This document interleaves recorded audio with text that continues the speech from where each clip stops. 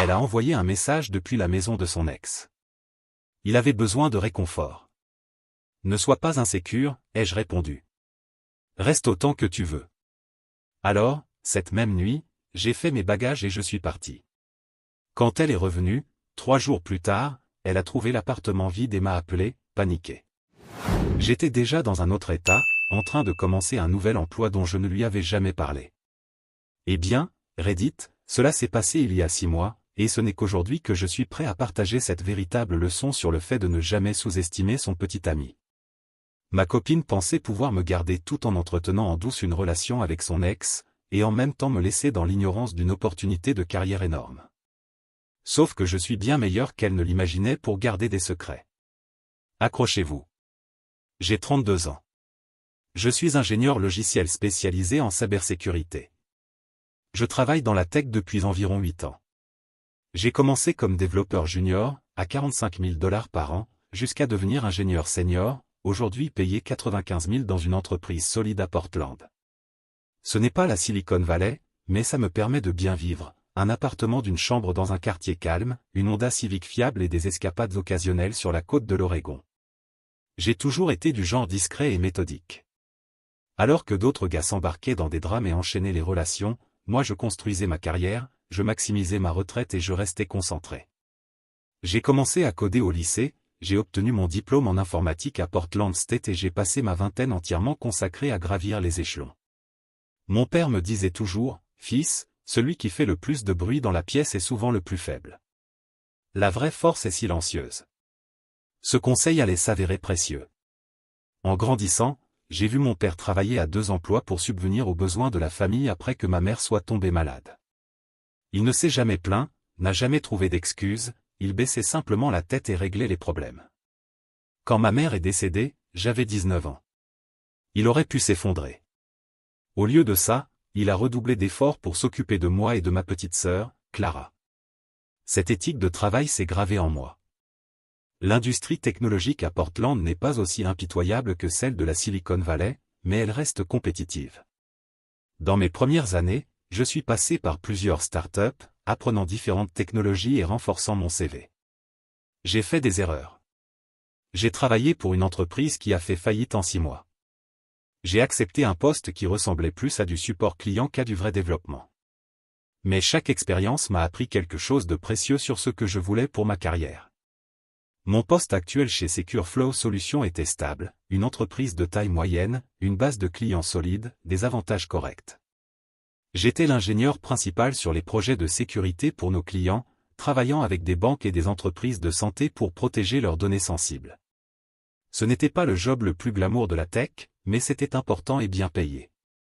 Le genre d'emploi qui me permettait de vivre confortablement et de construire une épargne solide. Ma copine, Laurin, 29 ans, et moi étions ensemble depuis 2 ans et demi. On s'était rencontrés à la pendaison de crémaillère de mon ami Adrian Palex, ce qui allait devenir une source de confusion plus tard. Elle se plaignait que son MacBook était lent, en plaisantant qu'il était à une mise à jour près de devoir être remplacé. Je lui ai proposé d'y jeter un œil. J'ai passé 20 minutes à nettoyer des malwares et à optimiser le système, et on a fini par discuter pendant des heures. Laurin était coordinatrice marketing chez Pinacle Creative, une agence de publicité de taille moyenne au centre-ville. Elle était ambitieuse, parlait d'ouvrir son propre cabinet de conseil, peut-être spécialisé dans la stratégie de réseaux sociaux pour petites entreprises. Diplômée en communication de l'Université de l'Oregon, elle conduisait une BMW en leasing qui me mettait toujours un peu mal à l'aise concernant ses finances. Elle vivait dans un studio qui coûtait plus cher que mon appartement d'une chambre, juste parce qu'il était situé dans le quartier branché du Pearl District. Elle était naturellement belle, de ce genre de beauté qui attire sans effort. Ses cheveux noirs aux épaules semblaient toujours parfaitement coiffés, ses yeux verts pétillaient, et son sourire donnait l'impression que vous étiez la seule personne dans la pièce. Son rire était contagieux, et elle avait ce don de rendre amusantes même les choses les plus banales. Faire les courses avec Laurin signifiait s'arrêter pour goûter aux échantillons, commenter les noms bizarres des produits, et d'une manière ou d'une autre, prendre 2 fois plus de temps que prévu. La première année et demie, tout était vraiment génial. Nos routines s'accordaient bien. Je travaillais en horaire de bureau. Elle avait souvent des événements clients le soir. Du coup, on passait la plupart des week-ends ensemble. Elle restait chez moi du vendredi soir au dimanche, et on avait nos habitudes, café du samedi matin dans un petit café de la DTH Avenue, préparer ensemble un brunch copieux, ou encore enchaîner des saisons entières de séries, lové sur le canapé. Laurin s'était parfaitement intégré à mon groupe d'amis. Sociable juste ce qu'il fallait pour briller en soirée, mais pas au point de monopoliser les conversations. Mes amis l'aimaient vraiment, ce qui avait été un problème avec mes ex précédentes. Ma sœur, Clara, l'approuvait aussi, et c'était important. Elle n'avait aimé aucune des filles avec qui j'étais sorti depuis la fac, mais Laurin avait fait l'effort de créer un lien. Pourtant, il y avait des signaux auxquels j'aurais dû prêter plus d'attention. Laurin esquivait toujours quand la conversation devenait sérieuse à propos de notre avenir. Pas de façon évidente. Elle changeait de sujet ou faisait des blagues quand je mentionnais l'idée d'emménager ensemble ou de rencontrer les familles élargies. Quand j'ai suggéré qu'elle rencontre mes grands-parents lors de leur visite à Noël dernier, elle s'est soudain rappelé avoir promis d'aider une amie ce même week-end. Un autre détail étrange concernait son rapport au téléphone, qui a évolué petit à petit. Au début, c'était comme tout le monde. Elle vérifiait de temps en temps, répondait à des messages, postait sur Instagram. Mais avec le temps, son téléphone est devenu le centre de sa vie. Elle a commencé à le poser face contre table pendant le dîner, à l'emmener aux toilettes, à dormir avec lui sur la table de chevet au lieu de le charger dans le salon comme avant.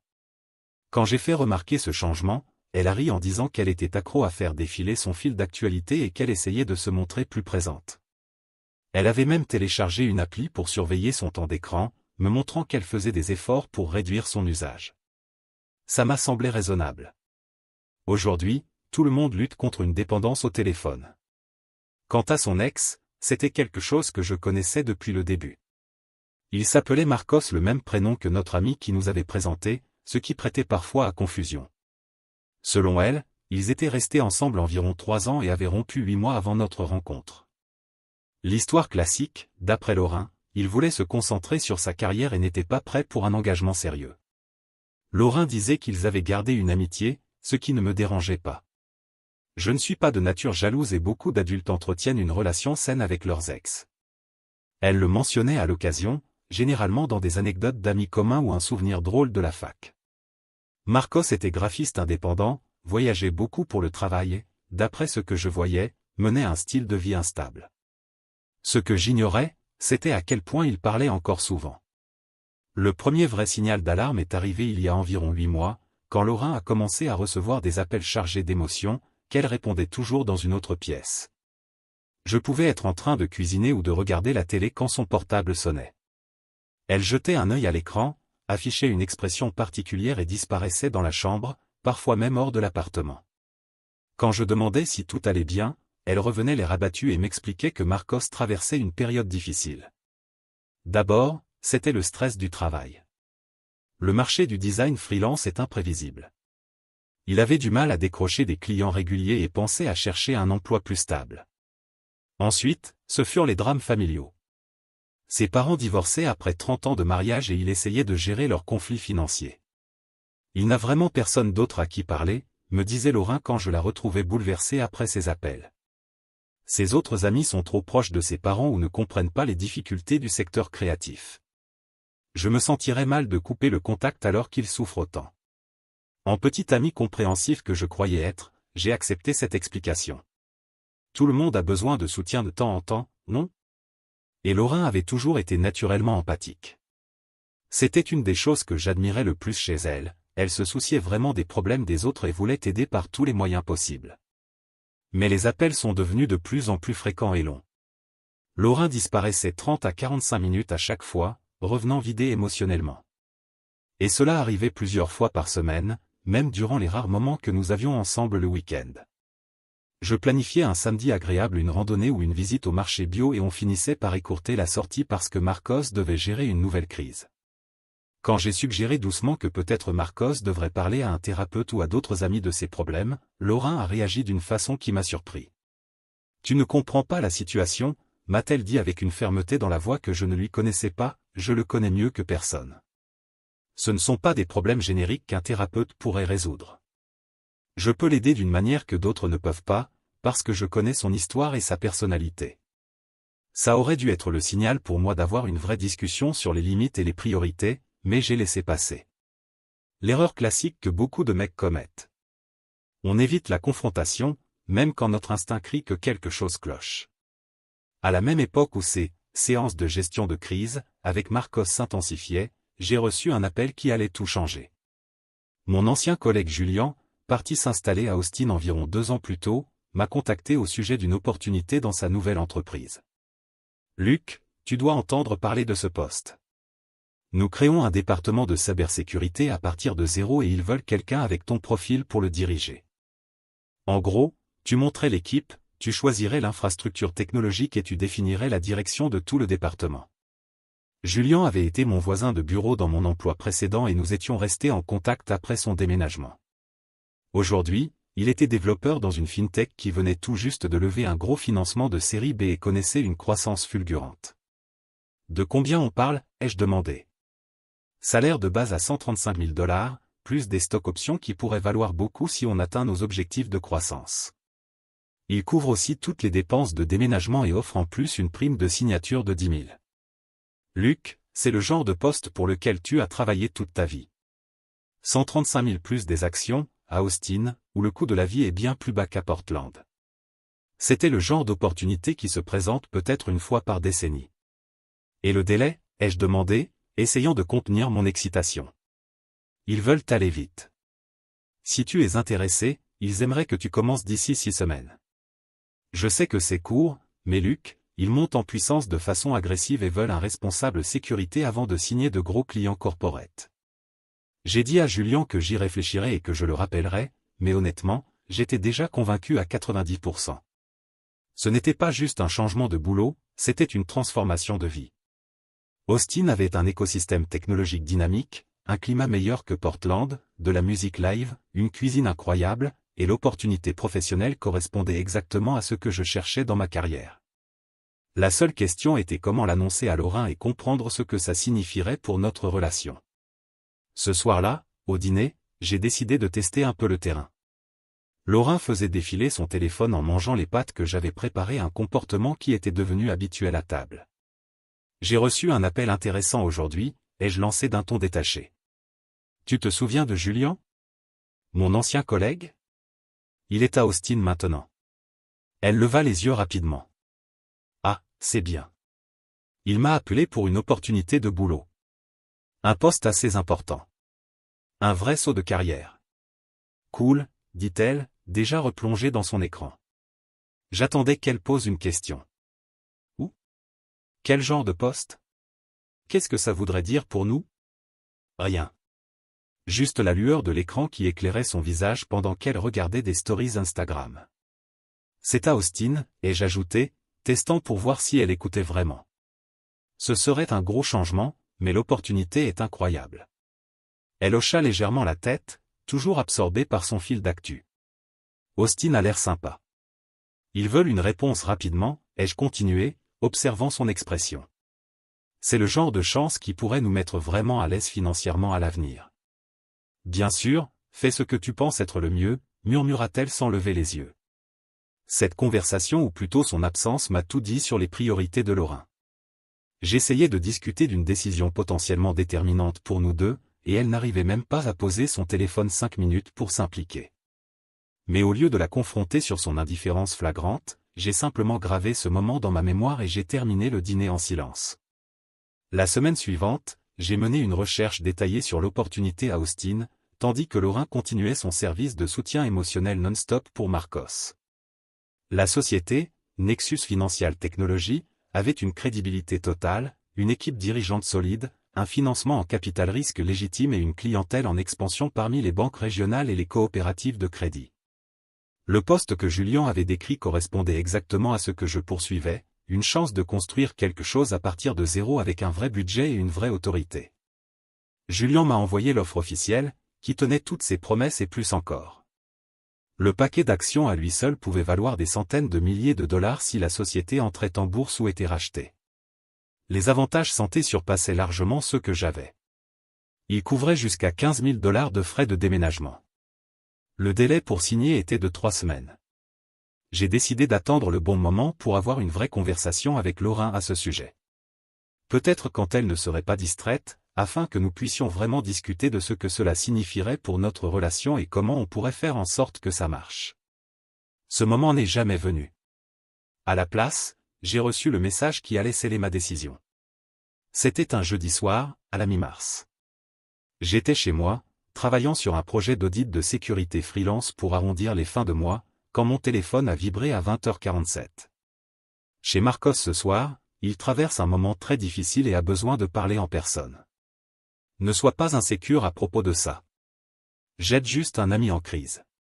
Je vais probablement dormir ici, vu l'heure et son état. Je t'aime. J'ai relu ce message 4 fois, de plus en colère à chaque lecture. Elle allait passer la nuit chez son ex, et en prime, elle me disait à l'avance de ne pas être jaloux. Le mépris décontracté pour mes sentiments était hallucinant. Supposer que j'accepterais sans broncher montrait à quel point elle me manquait de respect comme partenaire. J'ai écrit et effacé une quinzaine de réponses différentes. Une partie de moi voulait l'appeler sur le champ et lui demander ce qu'elle avait en tête. Une partie de moi voulait conduire jusqu'à la maison de Marcos et faire un scandale. Mais je me suis souvenu du conseil de mon père sur la force silencieuse, et un plan différent a commencé à se former dans mon esprit. Au lieu de réagir émotionnellement, j'ai envoyé « Reste autant que tu as besoin ». Elle a probablement cru que j'étais le petit ami compréhensif et solidaire. En réalité, j'étais stratégique. Si Laurin voulait donner la priorité aux besoins émotionnels de son ex plutôt qu'à notre relation, elle était libre de faire ce choix. Mais elle le ferait sans moi là pour lui offrir soutien financier et émotionnel quand Marcos finirait inévitablement par la décevoir. J'ai ouvert mon ordinateur portable et ressorti l'email de l'offre de Julien. 3 semaines pour décider. Parfaitement synchronisé. J'ai rédigé mon email d'acceptation, les programmer pour qu'ils partent vendredi matin, et j'ai commencé à planifier ma sortie de la manière la plus efficace possible. Les 12 heures suivantes ont été les plus productives et concentrées de toute ma vie d'adulte. D'abord, j'ai appelé Julien depuis ma chambre, parlant doucement même si Laurin n'était pas à la maison pour entendre. « Je vais accepter le poste, ai-je dit. À quelle vitesse je peux commencer ? Sérieux, mec ? Quelle super nouvelle. Ils vont être ravis. Et pour le déménagement, tu peux être là quand ? Et si je dis que je peux être là mardi ? Julien a ri. Je dirais que tu es incroyablement efficace ou que tu fuis quelque chose de grave. Mais honnêtement, ils vont adorer que tu puisses commencer si tôt, si tu arrives à tout organiser logistiquement. C'est maintenant ou jamais. Ensuite, j'ai commencé à chercher des entreprises de déménagement spécialisées dans les relocalisations d'urgence. J'ai découvert qu'il y en avait plusieurs à Portland qui géraient des déménagements express pour cadres et autres professionnels devant partir rapidement. Pour le bon prix environ 3500 $, une équipe pouvait être chez moi le samedi matin et livrer mes affaires à Austin d'ici mercredi. J'ai passé le reste du jeudi et tout le vendredi à planifier minutieusement mon départ, à dresser des listes de tout ce qu'il y avait dans l'appartement, en classant les objets en 3 catégories, clairement à moi, clairement à Laurin, ou achetés ensemble. Mes appareils électroniques, mes livres, mes ustensiles de cuisine achetés par moi, mes outils, mes vêtements d'hiver, les œuvres d'art que j'avais collectionnées, tout partirait avec moi au Texas. Les meubles achetés ensemble, les objets de décoration choisis par elle, la cafetière hors de prix qu'elle avait insisté pour qu'on achète, le service de vaisselle sophistiqué que nous avions choisi côte à côte, tout resterait. Je n'avais aucun intérêt à me battre pour des biens matériels ni à emporter quoi que ce soit qui puisse lui servir d'argument pour dire que je l'avais volé. Le vendredi matin, j'ai envoyé l'acceptation formelle de l'offre à Austin et prévenu mon employeur actuel. Ma chef, Linda, était déçue mais compréhensive, surtout quand je me suis proposé de travailler à distance pendant la période de transition et d'aider à former mon remplaçant. Ça a l'air d'une opportunité incroyable, m'a-t-elle dit pendant notre réunion. On va vraiment te regretter ici, mais je suis sincèrement heureuse de voir ce que tu vas accomplir dans un poste de direction. Tu le mérites. J'ai aussi appelé un ami agent immobilier pour lui demander s'il était possible de résilier mon bail avant l'échéance. J'ai découvert que je pouvais payer une pénalité équivalente à 2 mois de loyer et rompre le contrat immédiatement, un petit prix à payer pour le départ propre que je voulais. Laurin m'a envoyé un message vendredi après-midi, toujours chez Marcos, en train de l'aider à traverser tout ça. Il est très mal émotionnellement, pire que ce que j'imaginais. Peut-être que je devrais rester jusqu'au week-end pour m'assurer qu'il ne fasse rien de dramatique. Tu es le meilleur d'être aussi compréhensif. J'ai répondu, concentre-toi sur ce que tu dois faire. Je gère ici. Elle a sans doute compris ça comme si je m'occupais des tâches domestiques pendant qu'elle jouait les thérapeutes pour son ex. En réalité, je démontais méthodiquement la vie que nous partagions et me préparais à disparaître complètement de son univers. Le samedi matin, l'équipe de déménagement est arrivée à mon appartement pile à 8 heures. Un groupe de 4 professionnels qui avaient clairement déjà fait des dizaines de déménagements d'urgence. Ils ont emballé et chargé toute ma vie en 5 heures, avec l'efficacité de gens qui savent que le temps c'est de l'argent. Je n'ai gardé que l'essentiel, un sac à dos avec mon matériel de travail, une valise de vêtements pour le voyage à Austin, mes articles de toilette et une petite glacière avec des snacks pour la route. Tout le reste est parti dans le camion, à destination d'un entrepôt à Austin en attendant que je trouve un appartement définitif. Avant de quitter Portland pour de bon, je me suis assis sur le comptoir désormais vide de la cuisine et j'ai écrit une lettre à Laurin. Sans émotion, sans colère, juste direct et final.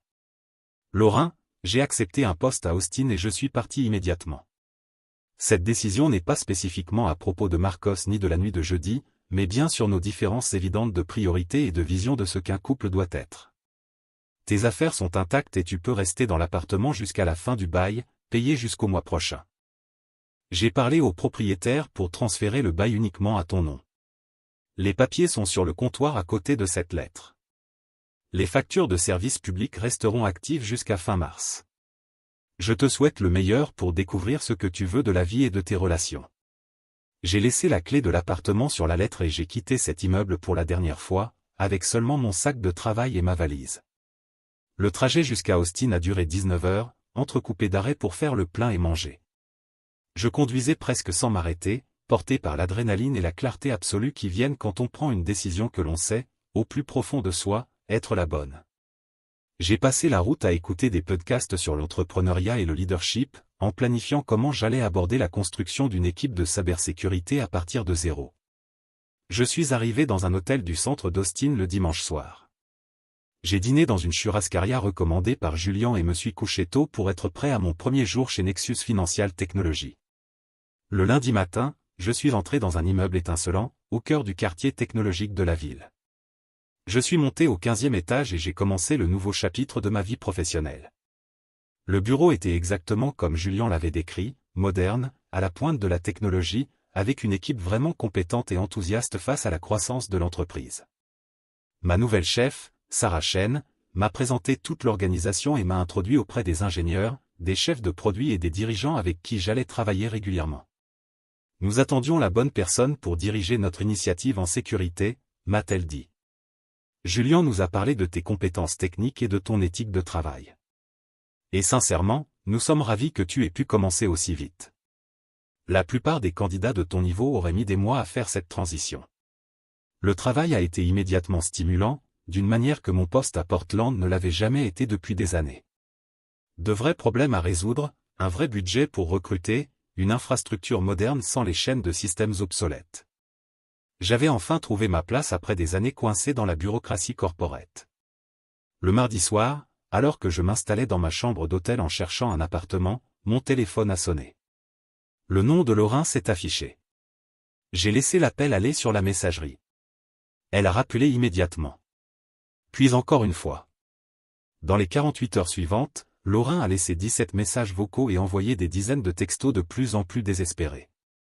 Je n'ai répondu à aucun, mais j'ai écouté chaque message, observant comment il devenait progressivement plus désordonné. C'était comme une étude fascinante de la psychologie de quelqu'un qui réalise avoir commis une erreur catastrophique. Confusion. Luc, je suis rentré et toutes tes affaires ont disparu. Il y a une lettre sur le comptoir, mais je ne comprends pas ce que ça veut dire. Rappelle-moi maintenant. Déni. C'est forcément une blague ou un malentendu. Très drôle. Allez, appelle-moi qu'on puisse en parler comme des adultes. Colère. Tu vas vraiment m'ignorer complètement? C'est la chose la plus immature et passive-agressive que j'ai jamais vue. Tu ne peux pas simplement disparaître sans explication. Négociation. Ok. Je comprends que tu sois énervé à cause de Marcos. On peut parler des limites et de la façon dont j'ai géré la situation. Dis-moi juste où tu es pour qu'on puisse arranger ça. Dépression. Luc, s'il te plaît. Je ne comprends pas ce qui se passe ni pourquoi tu fais ça. J'ai besoin que tu m'expliques. J'ai peur, je suis perdu, et j'ai juste besoin d'entendre ta voix. Jusqu'au jeudi. Apparemment, elle avait fait ses recherches et découvert que j'avais vraiment décidé de partir. Ses messages sont devenus plus frénétiques et accusateurs. Tu as déménagé à Austin sans me prévenir? Et nous? Et nos projets? Tu ne peux pas prendre une décision pareille tout seul. J'ai appelé ton travail et ils m'ont dit que tu n'y étais plus. Quelqu'un a mentionné que tu avais un nouvel emploi. Depuis combien de temps tu planifiais ça dans mon dos? C'est complètement insensé. Tu es en train de détruire notre relation pour rien. Marcos est juste un ami qui avait besoin de soutien. Tu sais que je t'aime. Je ne répondais toujours pas. Que restait-il à dire? Elle avait montré par ses actes que je n'étais pas une priorité dans sa vie. J'ai répondu en la reléguant, moi aussi, au rang de non-priorité. La situation était parfaitement symétrique. Le vendredi après-midi, mon nouveau collègue Elliot et moi étions en train de prendre un café quand mon téléphone a sonné pour la 14e fois de la semaine. Le nom de Laurin sur l'écran, comme toujours. Il a jeté un coup d'œil et a hoché la tête d'un air qui en disait long.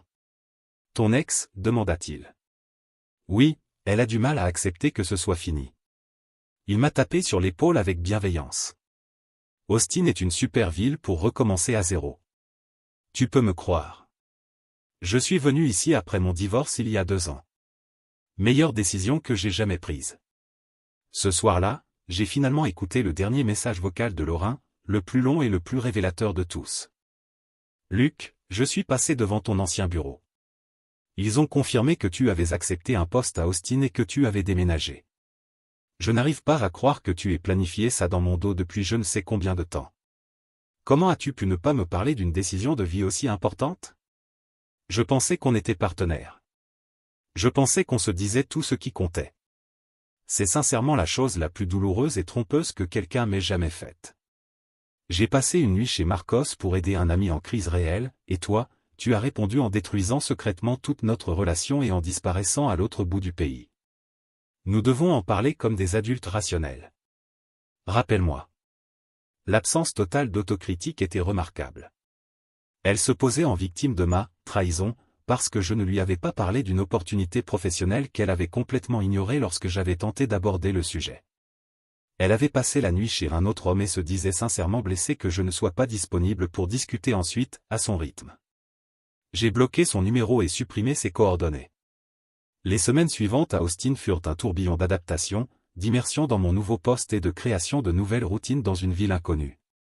J'ai trouvé un super appartement dans le quartier de South Austin, à 2 pas de café et de restaurant. Julien m'a introduit à son cercle social, un mélange de professionnels de la tech, de musiciens et de créatifs qui faisaient toute la vitalité culturelle d'Austin. J'ai commencé à jouer au basket le samedi matin avec des collègues, découvert des food trucks incroyables et exploré la scène musicale live qui rend la ville si célèbre.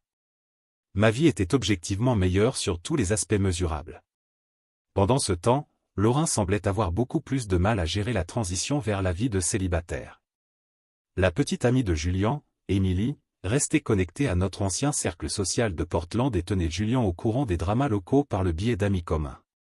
Selon Émilie, Laurin racontait à qui voulait l'entendre que je l'avais abandonnée sans prévenir, la laissant seule avec le loyer et les factures. Elle se dépeignait comme une victime innocente de mon comportement cruel et lâche, en omettant bien sûr de préciser qu'elle passait ses nuits chez son ex. Elle poste des choses assez énigmatiques sur Instagram, à propos de trahison et de confiance, raconta Émilie à Julien lors d'un appel. Mais certaines personnes commencent à se demander pourquoi Luc est parti si soudainement. Les rumeurs selon lesquelles elle passait du temps chez son ex commencent à circuler. Le drama sur les réseaux sociaux était totalement prévisible. Laurin avait toujours eu tendance à gérer ses émotions en public, empêchant l'attention et la sympathie de son cercle élargi. Je ne regardais pas ses profils, je les avais bloqués avec son numéro mais apparemment, elle se donnait du mal pour contrôler le récit. Environ 6 semaines après mon déménagement, Julien m'a appelé avec une mise à jour qui m'a vraiment fait rire. Tu te souviens de Marcos? L'ex qu'elle était censée conseiller pendant sa crise. Eh bien, il n'y avait pas de crise professionnelle, ni de drame familial. Il essayait juste de la reconquérir, en inventant de faux problèmes pour attirer son attention et sa sympathie. Quand il a vu qu'elle était toujours engagée avec toi, il a perdu tout intérêt pour son soutien émotionnel. Résultat, Laurin se retrouvait rejeté des deux côtés. La justice poétique était magnifique. Elle avait sacrifié notre relation pour jouer les thérapeutes gratuites de Marcos, seulement pour découvrir qu'il manipulait ses émotions afin de rallumer la flamme.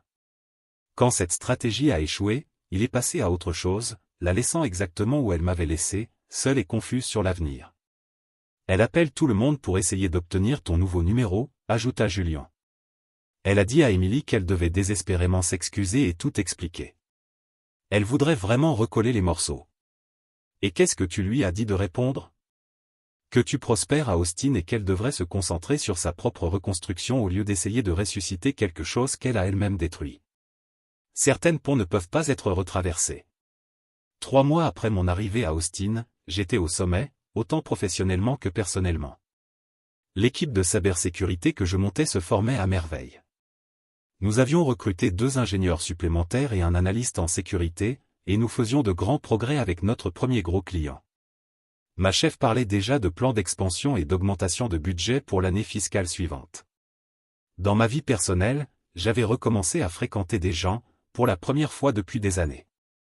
Rien de sérieux encore, juste apprendre à connaître de nouvelles personnes et redécouvrir ce que c'était que de discuter avec quelqu'un qui posait réellement son téléphone pendant le dîner. C'était impressionnant à quel point les interactions sociales devenaient plus agréables quand l'autre était vraiment présent et engagé. Un samedi matin, après le basket, mon coéquipier Ryan m'a invité à un barbecue chez lui, dans le quartier de Zilker. Rien de formel, juste des gens sympas et de la bonne bouffe. Tu devrais venir. J'ai failli refuser. Je n'étais pas encore complètement dans l'ambiance sociale, mais quelque chose me disait d'y aller. Ça s'est avéré être l'une des meilleures décisions que j'ai prises depuis mon arrivée à Austin. C'est là que j'ai rencontré Emma Rodriguez. Emma, 28 ans, était la voisine de Ryan. Vétérinaire, elle avait quitté Chicago pour Austin il y a environ 18 mois pour un poste dans un hôpital vétérinaire spécialisé. Brune, avec un sourire facile, du genre à pouvoir discuter avec n'importe qui de n'importe quoi et rendre la conversation passionnante. Nous avons parlé plus de 2 heures de tout, voyage, satisfaction professionnelle, meilleures adresses de café de la ville. Elle avait même vécu 1 an à Portland pendant ses études vétérinaires. Nous avons donc comparé nos impressions sur le Nord-Ouest Pacifique et le Texas. J'adore comme tu écoutes vraiment quand les gens parlent, m'a-t-elle dit alors que la soirée touchait à sa fin. C'est une qualité qui devient tellement rare aujourd'hui. Le contraste avec Laurin ne pouvait pas être plus flagrant. Emma avait rangé son téléphone quand nous avons commencé à discuter et ne l'avait pas regardé une seule fois pendant toute la conversation. Elle posait des questions pertinentes. Elle semblait vraiment intéressée par moi en tant que personne, pas juste pour un bavardage superficiel. Quand j'ai mentionné que j'étais relativement nouveau à Austin, elle a immédiatement commencé à recommander des restaurants, des sentiers et des événements culturels à découvrir. Pas de manière insistante, mais avec l'enthousiasme de quelqu'un qui aime sincèrement sa ville d'adoption et veut que d'autres la découvrent aussi. Nous avons échangé nos numéros et convenu d'un café la semaine suivante. 4 mois après Laurin, je vivais la vie que je ne réalisais même pas avoir construite pendant toutes ces années. Un travail stimulant qui utilisait pleinement mes compétences, un compte en banque en croissance, des perspectives romantiques intéressantes et absolument zéro drame sentimental. La paix intérieure était véritablement enivrante. Plus besoin de marcher sur des œufs à cause de la volatilité émotionnelle de quelqu'un. Plus besoin de se demander si ma copine donnait la priorité à un autre homme. C'est alors que Laurin a réussi à retrouver ma nouvelle adresse. Je suis rentré du travail un jeudi soir et je l'ai trouvée assise dans le hall de mon immeuble du centre-ville, l'air de quelqu'un qui avait pleuré pendant des heures. Le gardien m'a regardé, gêné et inquiet. Elle dit qu'elle est fiancée et qu'il y a une urgence familiale, m'a-t-il expliqué. J'étais sur le point d'appeler la police pour un contrôle de bien-être. Laurin s'est levée quand elle m'a vu et j'ai immédiatement remarqué qu'elle avait beaucoup maigri. Son apparence habituellement impeccable avait disparu, vêtements froissés semblant avoir servi de pyjama, cheveux pas lavés, cernes qu'aucun maquillage ne pouvait cacher. Luc, s'il te plaît, j'ai conduit de Portland jusqu'ici. J'ai besoin de te parler en personne. L'audace était impressionnante. Elle avait conduit près de 2000 km pour m'attendre dans mon nouveau foyer, parce que je ne répondais plus à ses appels et messages. Il n'y a rien à discuter, Laurin. Tu as fait tes choix. J'ai fait les miens. J'ai commis une terrible erreur. Marcos a complètement manipulé la situation. Il disait avoir des pensées suicidaires, qu'il avait besoin de moi cette nuit-là ou qu'il pourrait se faire du mal. Qu'est-ce que j'étais censé faire? Ignorer quelqu'un qui menace de se tuer? C'était une information nouvelle, mais ça ne changeait pas l'essentiel. Tu aurais dû en parler à ton copain au lieu d'envoyer un message désinvolte disant de ne pas être jaloux parce que tu allais dormir chez ton ex. J'essayais d'éviter que tu t'inquiètes pour quelque chose qui était complètement innocent. Je pensais que si je réglais tout vite et que je revenais le lendemain, on pourrait surmonter ça sans drame. Mais en mentant sur la nature de la situation et en écartant d'emblée mes sentiments, elle s'est mise à pleurer plus fort, un sanglot désespéré qui attirait l'attention des gens dans le hall. Je sais que j'ai mal agi, mais Luc, tu as disparu. Tu as déménagé à l'autre bout du pays sans me prévenir. Comment est-ce que c'est juste ou proportionné? J'ai essayé de te parler de l'opportunité professionnelle, mais tu étais trop occupé à faire défiler ton fil d'actualité pour écouter ou participer à la conversation. Son visage s'est figé. Il était clair qu'elle n'avait aucun souvenir de ce dîner, ce qui prouvait mon point mieux que n'importe quel argument. Laurin, tu as constamment donné la priorité aux besoins émotionnels d'un autre homme plutôt qu'à notre relation, tout en t'attendant à ce que je reste là pendant que tu gérais tes sentiments. J'ai décidé de ne pas être le plan de secours ni le filet de sécurité de qui que ce soit. Mais je t'ai choisi, toi. Je suis parti de chez Marcos le lendemain matin. J'ai choisi notre relation. Tu m'as choisi après avoir passé ton week-end à jouer les thérapeutes pour ton ex. Ça, Laurin, ce n'est pas me choisir. C'est te contenter de moi parce que ta première option n'a pas marché comme tu l'espérais. J'ai vu clairement, à son expression, qu'elle comprenait.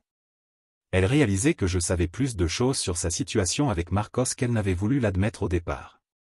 Quelqu'un t'a raconté des mensonges et des distorsions sur ce qui s'est passé entre Marcos et moi. Peu importe les détails. Ce qui compte, c'est que quand tu as dû choisir entre ses besoins émotionnels et notre relation, tu l'as choisi lui. Sans hésiter. Le reste n'a aucune importance. Elle a essayé plusieurs approches dans les 20 minutes suivantes, promesse de changer sa façon de communiquer, accusation que j'étais cruel sans raison, jusqu'à menacer de faire une scène dans le hall de l'immeuble. Je suis resté calme, mais absolument ferme. Notre relation est terminée. Tu dois retourner à Portland et te concentrer sur ta vie. Finalement, l'équipe de sécurité de l'immeuble l'a raccompagnée jusqu'à sa voiture au garage. Elle a pris la route ce soir-là et je ne l'ai jamais revue. D'après les rares nouvelles qui me parviennent par des amis communs, Laurin est retourné vivre chez ses parents à Portland après avoir été incapable d'assumer seul son loyer. Marcos ne l'a jamais reprise. Tout porte à croire qu'il ne cherchait que de la validation pour son ego et des occasions de manipuler ses émotions, pas une véritable relation. Aujourd'hui, elle travaille dans la vente au détail tout en essayant de relancer sa carrière dans le marketing. Si cette histoire t'a accroché, appuie sur j'aime et donne ce hype aux vidéos. Ça aide énormément la chaîne à grandir et à partager encore plus d'histoires incroyables. Commentaire Monsieur Reddit.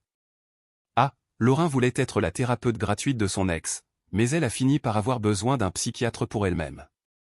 Quelle ironie, elle a perdu son petit ami, son ex, son appartement, mais au moins, elle a gardé son feed Instagram pour poster des citations dramatiques. Bravo, Laurin, une vraie masterclass en auto-sabotage.